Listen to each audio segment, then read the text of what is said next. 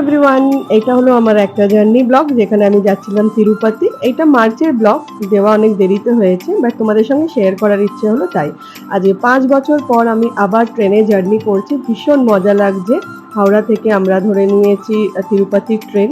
তো এই হাজব্যান্ড আর বাচ্চা আমরা সবাই মিলে যাচ্ছি তিরুপতি। ভীষণ ভীষণ এক্সাইটেড, কারণ আমি 10 বছর পর আবার তিরুপতি যাচ্ছি। ফিলিং ভেরি লাকি যে আমি দর্শনের ডাক পেয়েছি।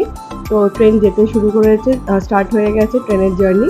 তো সারা রাত কাটার পরে ভীষণই একটা টায়ারিং জার্নি। সকালবেলায় উঠে গেছে, এবার ওয়েট করছি কখন আমরা তিরুপতি পৌঁছাবো। তো তার মধ্যেই দেখছি আমার হাজব্যান্ড কী করে যে আমার একটা ক্লিপিং নিয়েছে, আমি জানতে পারিনি। তো পরে আমার ছেলে যেই আওয়াজ দিয়েছে আমাকে, তখন জানতে পারলাম যে আমার ক্লিপিং করছে। তো যাই, এইরকমই খুঁড়িনাটি করে আমরা ট্রেন জার্নিটা কমপ্লিট করে দিয়েছি। এইটা হলো দেখো ভোরের একটা জার্নি, আর কত সুন্দর সানরাইজ।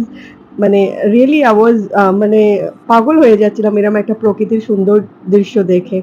তো আমরা পৌঁছে গেছি, আর পৌঁছে গিয়ে আর আমি কোনো ক্লিপিং করতে পারিনি। ডিরেক্ট আমরা হোটেলে চেক ইন করার পরেই আমরা লাঞ্চ করে নিয়েছিলাম। তারপরে আর দেরি না করেই আমরা কিন্তু দর্শনের টিকিটের জন্য বেরিয়ে গেছি। আর এই জায়গাটা হলো আমার সব থেকে ফেভারেট, বাট এত চেঞ্জ হয়ে গেছে লাস্ট 10 ইয়ার্সে, মানে কি বলবো।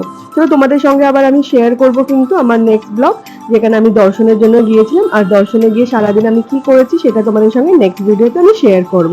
আর আজকের ভিডিওটা তোমাদের ভালো লাগবে তোমরা কিন্তু লাইক, কমেন্ট আর শেয়ার অবশ্যই করো। এইটা হচ্ছে ওখানেরই একটা মন্দির।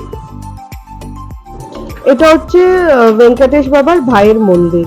তো এখানেও আমরা এসেছিলাম দর্শন করতে। এখানেও কিন্তু প্রচন্ড ভিড়, আর দেখো কত সুন্দর মন্দিরটা। আর এটা সন্ধ্যেবেলার দর্শন, দেখো সন্ধ্যা আরতিতে কত কত লোকের এখানে মানে ভিড়।